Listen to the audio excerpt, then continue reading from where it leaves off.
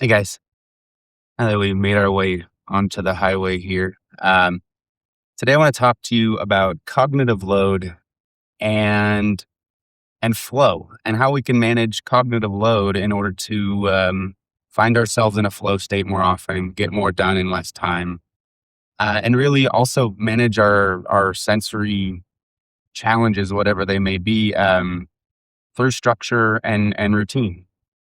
So, what is cognitive load?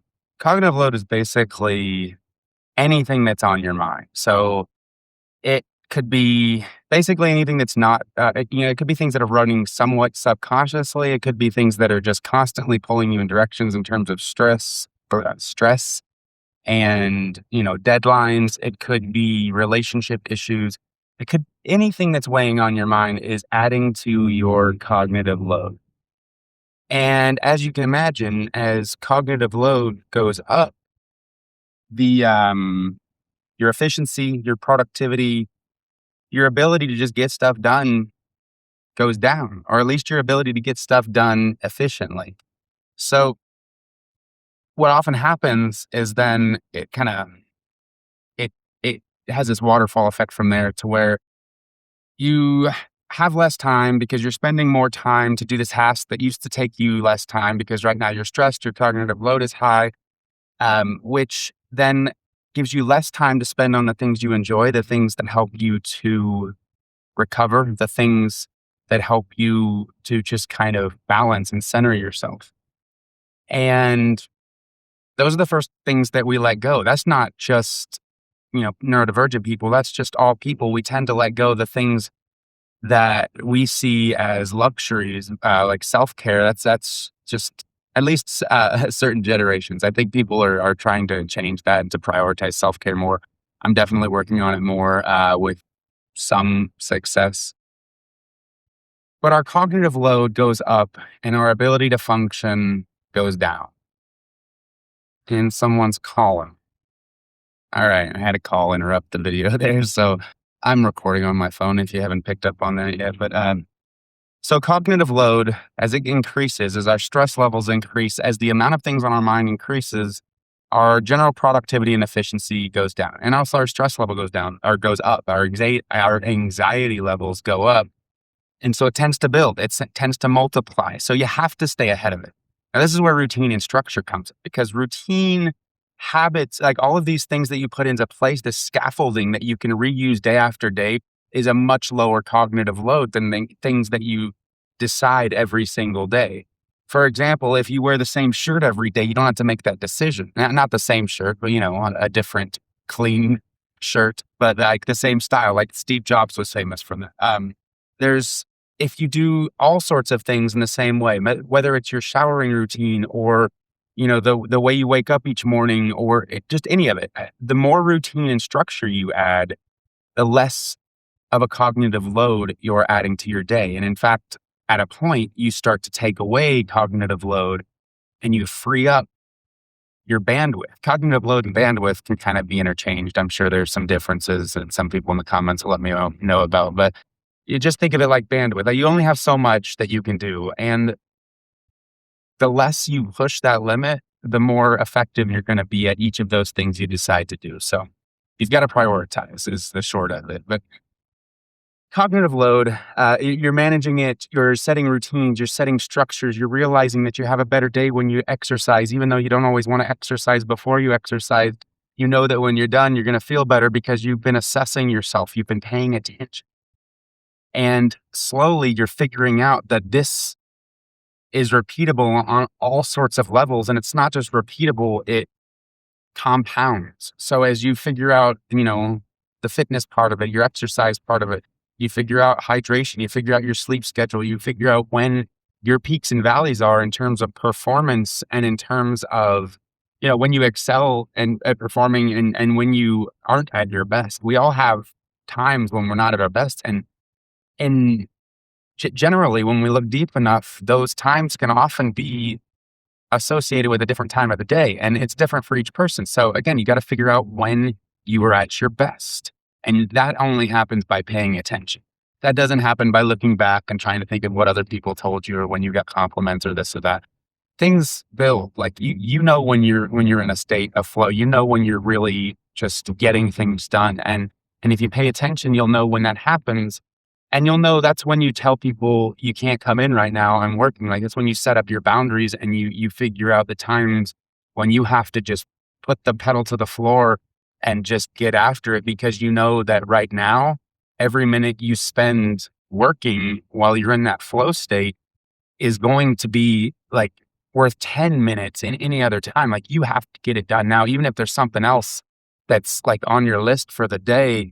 You go where the energy pulls you. You have to follow your energy to an extent. Again, everybody's different, and there are always going to be, you know, going too far, not far enough. You've got to experiment. You've got to be ready to fail. And by fail, I mean like set yourself up for the kind of experiment where if you fail, you still learn something, and it's not going to cause some, giant destructive force in your life. Don't just like go out one day and be like, I'm going to put it all on red or all on black. Like that's not the kind of experiment we're looking for. We're looking for something we can learn from, grow from, iterate. So tomorrow's version of the perfect day is slightly more effective than today's version was. And that's going to be forever and ever. That's what's generally meant by falling in love with the process, falling in love with the journey, not the destination. All of those things, like whatever you learn today makes for a hell of a lot of a better tomorrow. And that's important to recognize and to stack, because there will be days when you can get very little done. There will be days when no matter what you do, the world is just throwing so many things at you that just reaching a flow state is not going to happen. But you're going to know that on these other days, you got so good at it that it's okay. And you're going to have more forgiveness for yourself, and you're going to adjust your plan and try to minimize those days, because yes, the days when you find your, when you find your footing and you find your step and you really get things done and everything seems to line up, those days are better than the days when nothing seems to line up. But that's not the point. The point is, with control, you can make 4 days that fall closer on the spectrum to the amazing days than the negative days for the most part. There are some bad days. They're just going to come. And again, everyone's different. Everyone has a different experience. This is from my experience as this high masking autistic ADHD male who, I wasn't late diagnosed for autism, but I was late diagnosed for ADHD. I didn't have any support systems. I figured a lot of this stuff out like a lot of you. So I know that I'm not the only one who has to be concerned with this stuff, but I also know that there's probably a lot of people who haven't figured out how much control they really have over how spiky, how high the peaks and how low the valleys are. You have more control than you think. You don't, we all have things to deal with and different challenges at different levels. But what I will say is, if you're doing everything you can today to try to pay attention, to try to shape for a better tomorrow, then that's the best you can do. And you keep doing that, and you'll find yourself in flow more often. You'll find your comfort zone expanding, and you'll keep pushing that open, because you know that like that's the best way to get yourself into flow, is to get excited about a thing and to push your boundaries and just learn something that's just a little bit outside of what you know. And you keep doing that, and you keep doing that, and you keep doing that, and you chain enough of these days together, and you've done something incredible. This is just how it's done. It's not magic. It's not some super genius Elon Musk type person who's just out there solving the world and causing problems now, but whatever. It doesn't take super genius to get out and like make things happen. It takes consistency. It takes planning. It takes structure. It takes routine. It takes reducing that cognitive load every day with intention until you find flow almost effortlessly. Like after a while, it truly does happen that way. You start to go through your routine, and your routine just activates flow, especially when you start to align purpose and passion and all of these things that make flow more enjoyable, because it's yours. it's something that makes you go. It doesn't have to be just your project. It could be a project for someone else, but it's something that you're driven towards. You don't have to do, you do because you want to do. You're passionate about it. It aligns with a purpose that means something to you. It gives you another thing to step onto tomorrow, to step onto the next thing. And you keep stepping up and up and up and up in all sorts of different ways and all sorts of directions. And before long, the things that used to be uncomfortable and the things that used to weigh heavy on your mind and bring stress, they weigh a little bit less and a little bit less and a little bit less. And before you know it, you're living a day that's not that bad. You suddenly wake up and you're like, I haven't had a bad day in a minute. Like, it's been a while. It's been a few days since I've had a bad day.